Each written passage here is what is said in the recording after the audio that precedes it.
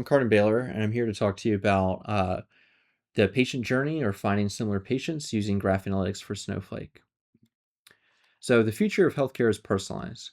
$1.5 trillion goes towards healthcare for chronic conditions each year in the United States, and 72% of patients desire more personalized care and believe technology can help.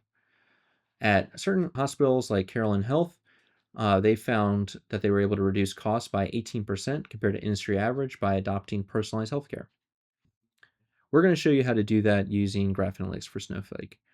So how are we going to do this? First, we're going to load in our data, again, using the Cynthia dataset, which is a way to create synthetic data. Then we're going to run node similarity to find how similar patients are to each other in a pairwise fashion. Then we're going to use the results of that algorithm to build communities using Louvain. And from there, you can build a tailored plan, either with looking at patients who are incredibly similar or just looking at patients who are within the same communities. So like I said, we're going to be using node similarity. So let's talk a little bit about the algorithm that's powering that, specifically the Jaccard coefficient. Before we do that, I want to quickly describe something called common neighbors. So consider this group of friends here. If we wanted to see how similar A and B are, one thing we might do is look at how many neighbors they have in common. In this example is only one. So, that could be a very simple measure of how common or how similar two neighbors are to each other. But if we wanted to have something a little bit more advanced than just, seeing how many common neighbors they have, we might use something called the Jaccard coefficient. So what that does is it looks for quality relationships. So Shakira is a good example of this.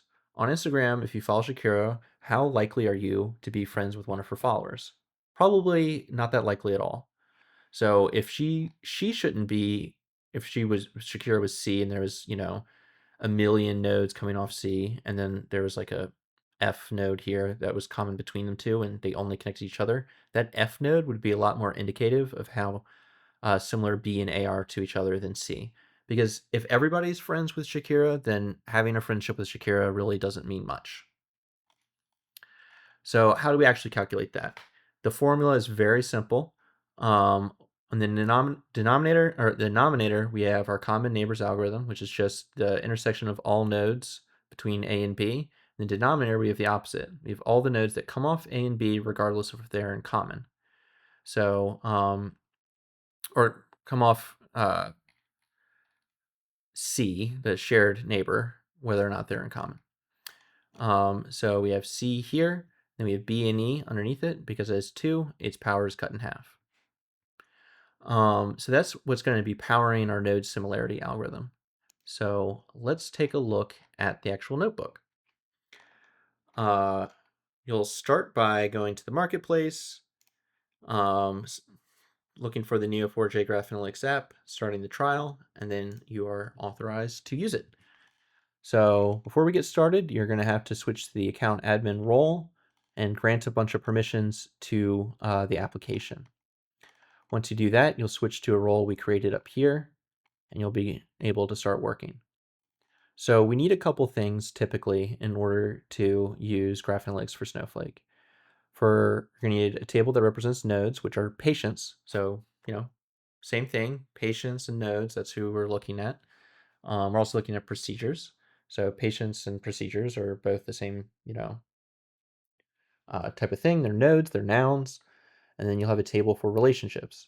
That's the connection. So if they undergo a procedure, it's literally that simple. They just have a relationship between them called undergone or whatever.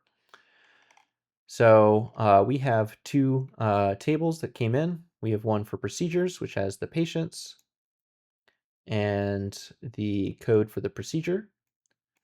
And we have one for the patients. And this is just, patients. So to clean this up, we're going to create 2 tables that have node IDs, both for patient and procedures. So here's our patient table, and we're going to call it node ID. We're going to have one for procedures, which uses that code, like I said, all that node ID. Then we'll have those 2 tables. Then we're going to have a separate one just for procedures. One thing we're going to do is we're going to filter down all this data to just have patients who underwent treatment for kidney disease. So we're going to look at just the patients who've had kidney disease and then look at every single procedure, regardless if it's related to kidney disease for our procedure set. That way we'll kind of have a more, tailored and specific problem that we're addressing, which is how similar are different patients who have kidney disease. So we do a little bit of cleanup to get our two views, and then we're ready to run our algorithm. So there's a couple things that are needed within an algorithm. You need a table for nodes, a table for relationships, which I think we've gone over, a compute pool size. We're going to use large, actually, not XS, a table for results, and a table for the node labels. So like we said before, we created these two tables that are just kidney patients and procedures that those kidney patients underwent.